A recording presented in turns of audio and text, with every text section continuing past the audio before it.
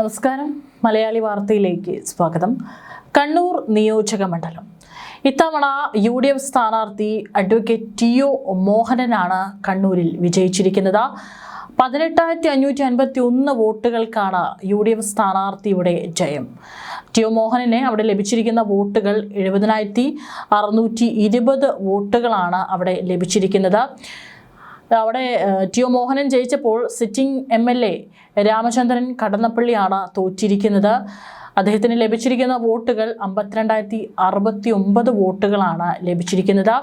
BJPയുടെ C രഘുനാഥിന് ലഭിച്ചിരിക്കുന്ന വോട്ടുകൾ 16,144 വോട്ടുകളാണ്.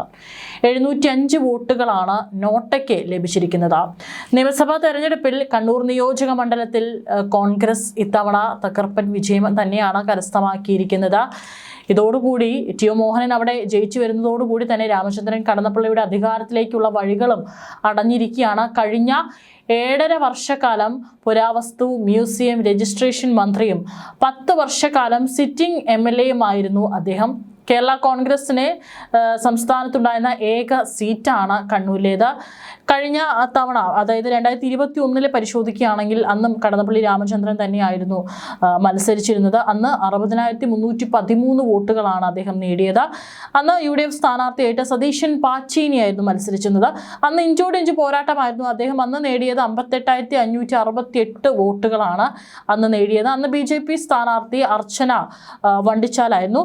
11,581 വോട്ടുകളാണ് അന്ന് BJP സ്ഥാനാർത്ഥി നേടിയിട്ടുണ്ടായിരുന്നത്.